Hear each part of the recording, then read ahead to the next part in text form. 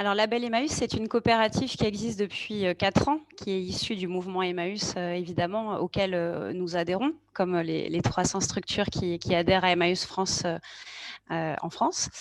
Notre particularité, c'est qu'effectivement, on prolonge en ligne l'expérience de l'achat solidaire des bric-à-brac, hein, qui existe depuis 70 ans maintenant. Comment on le fait? On le fait avec les personnes qu'on accueille dans les centres Emmaüs, les compagnons, les compagnes et les personnes en parcours d'insertion, pas que chez Emmaüs, puisqu'aujourd'hui sur notre marketplace, c'est comme ça qu'on appelle ce type de site, on a une centaine de structures de l'économie sociale et solidaire. On a aussi bien des ressourceries en vie, des structures de la Croix-Rouge, Bibliothèques sans frontières, voilà, j'en passe. Il y a des structures de territoire zéro chômeur longue durée. Voilà, donc on invite vraiment très largement l'ESS à nous rejoindre, puisqu'on veut être un contre-modèle aux géants du e-commerce, en proposant d'une part des produits d'occasion uniquement. Donc c'est quand même un catalogue aujourd'hui de plus d'1 million de produits qui ont tous été référencés par des personnes en parcours d'insertion dans l'ESS et qu'on est une coopérative, donc on repose sur un modèle de partage des richesses et partage du pouvoir, ce qui est assez quand même unique dans le paysage du e-commerce.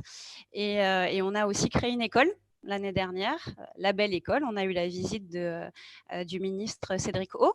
Voilà, il y a pas très longtemps, avant le deuxième confinement. Juste un mot, Mozarda, sur la façon dont vous abordez la crise, parce que vous êtes dans le numérique, donc on pourrait se dire peut-être que tout va bien chez vous, que justement vous surfez sur la vague du numérique en ce moment, mais en même temps vous êtes en première ligne face aux difficultés des personnes que vous accompagnez dans le secteur de l'insertion.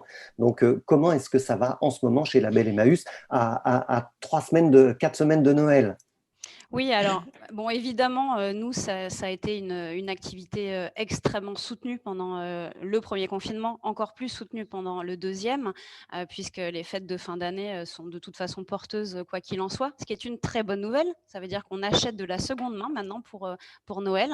Et ça, c'est une tendance qu'on avait déjà vue s'affirmer hein, d'année en année.